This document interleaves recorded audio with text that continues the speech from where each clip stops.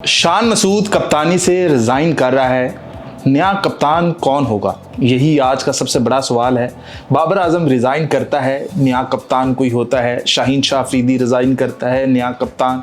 फिर उसके बाद मोहम्मद रिजवान, फिर नया कप्तान। सलमान अली आगा, फिर नया कप्तान। शान मसूद अगर रिज़ाइन करता है तो पाकिस्तानी टीम के अंदर कप्तान कौन होगा? आप सिस्टम को नहीं पहचान रहे कि असल सिस्टम में गलती है। सलमान अली आगा की कप्तानी में भी गलती है कि वो एज ए लीडर अच्छा नहीं। सबसे पहले तो जब आप कप्तान चुनते हैं तो आपने ये देखना होता है कि यार इसके अंदर लीडरशिप क्वालिटीज़ हैं या नहीं, या मुंह उठाकर किसी को भी कप्तान बना दिया और फिर एक ही सीरीज़ के बाद डिसाइड कर लिया कि भाई ये इस लायक नहीं है। आप पाकिस्तानी टीम के साथ ये पिछले 6 साल में हो रहा है, या ज़्यादा आप 3 साल कर लें, पिछले 3 साल से जो पाकिस्तानी टीम के साथ हो रहा है, आप यही चीज़ इंडियन टीम के साथ करके देखो। अगर उनका हाल हमसे गंदा ना हुआ तो आप पकड़ लीजिएगा। आप अपने सिस्टम को नहीं पहचान रहे। मोहम्मद रिजवान ने जब कप्तानी से रिज़ाइन किया था तो वो कह रहा था कि भाई आपको भी पता है कि मेरे पास इख्तियारात नहीं है। भाई आप प्रिंसिपल आपने बैठाया हुआ हो, प्रिंसिपल का काम होता है कि स्कूल के सारे मामलात को देखना, लेकिन आपके ईडीओ साहब कहें कि भाई आपने नहीं देखना। आपके स्कूल में अगर माली को छुट्टी देनी है तो मैंने देनी है। अगर आपके जो टीचर्स हैं ये मैंने डिसाइड करने हैं, उनके औकात कार मैंने डिसाइड करने हैं। आपने यहाँ पर आना है, बैठना है। अगर कोई बंदा आपके पास आ गया तो आपने साइन कर देना है।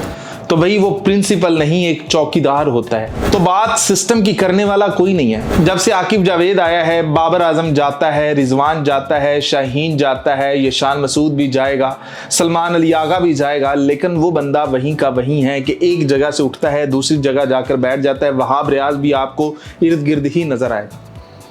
आपको ऊपर जो चेंजेस है ना, जो चेंजेस होने वाली हैं वो नहीं होंगी। आप प्लेयर्स के ऊपर बली का बकरा उनको बनाओगे कि इसको हटा दो, इसको बना दो, इसको हटा दो, इसको बना दो। आपने इसी डर के साए तले इस टीम को लेकर चलना है तो ये कभी भी सरवाइव कर ही नहीं सकती, ये कभी भी चल ही नहीं सकती।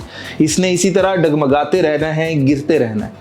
तो मेन मसला पाकिस्तान का कुछ और है कि अगर बाजू खराब है तो हम पाँव के अंगूठे का इलाज करें। हम बाजू को तो पकड़ ही नहीं रहे कि जहां पर पूरे जिस्म में दर्द जा रहा है वो बाजू है। बाजू का पहले इलाज करना है। ये जो हड्डी टूटी हुई है, इस टूटी हुई हड्डी को ठीक करना है। तो भाई आपको हर जगह कमियां नजर आती हैं। वही बंदे की फिर आपको एक मिसाल देता हूं कि एक बंदे की उंगली टूटी हुई थी, तो जहां वो अपने जिस्म पर हाथ लगाता था ना, तो डॉक्टर को जाकर बता रहा था, देखिए डॉक्टर साहब मेरे यहां पर भी दर्द हो रहा है, यहां पर भी दर्द हो रहा है, कि जहां मैं हाथ लगाता हूं हर जगह मेरा दर्द ही दर्द है। कि पाकिस्तानी टीम के बॉलिंग के अंदर हमें मसले नजर आते हैं, पाकिस्तानी बैटिंग के अंदर मसले नजर आते हैं, कप्तानी के अंदर मसले आते हैं, लेकिन वो उंगली तक जा ही नहीं रहे। तो डॉक्टर ने कहा कि बेटा आपके जिस्म में मसला नहीं है, आपकी उंगली टूटी हुई है, और जैसे ही उंगली ठीक होती है उसके जिस्म की दर्द ठीक हो जाती है। तो मसला सिर्फ उस उंगली का है। आपने उस उंगली को ठीक करना है। वो जो टूटी हुई उंगली है जिसके अंदर गुरूर बहुत ज्यादा है, आपने उस उंगली को जैसे ही ठीक कर लिया, पाकिस्तानी टीम ठीक हो गई। तो मसला सारा वही का वही है। आप शान मसूद से रिजाइन दे देगा। शान मसूद अभी कल आएगा, परसों आएगा, पाकिस्तान पहुंचते ही वो कहेगा कि भी ठीक है, मैं पाकिस्तानी टीम को चला नहीं पाया इसलिए मैं रिजाइन देता हूं। क्योंकि शान मसूद वो जो 11 प्लेयर है ना मैदान में उतरे, शान मसूद तो उनको लेकर नहीं चल सकता। उनके ऊपर शान मसूद का रोब नहीं है, क्योंकि उन प्लेयर्स को भी पता है कि यार ये इसी सीरीज का मेहमान है। अगर इसने आओ पाँव चाव की तो उठा के बाहर फेंक देना है, हमने वोट ही उधर देना है कि भाई इसको बनाओ।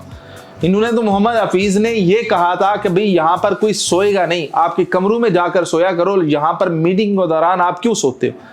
तो इन्होंने हफीज को उड़ा के रख दिया था कि चलो जी हफीज साहब छुट्टी करो। आपने हमारे ऊपर इतनी कड़ी आपने शर्त रख दी कि हमने सोना नहीं। तो सिस्टम तो पाकिस्तानी टीम का ऐसा है ना।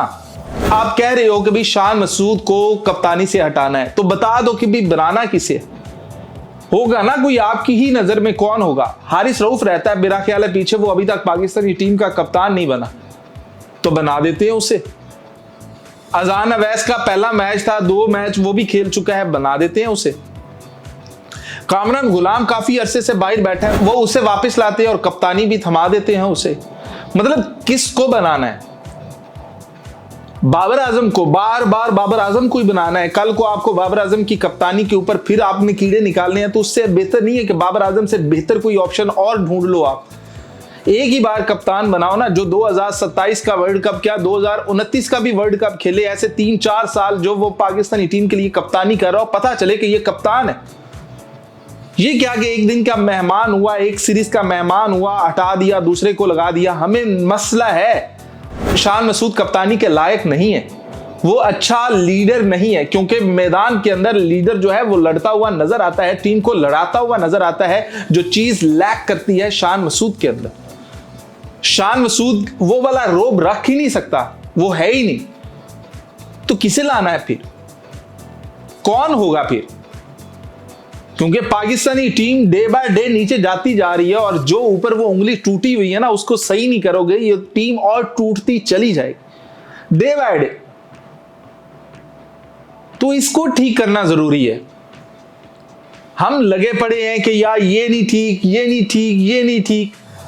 और भाई कौन है फिर ठीक है? आप भी अगर देखेंगे ना तो पाकिस्तानी टीम के अंदर आपको भी कोई कप्तान नजर नहीं आएगा।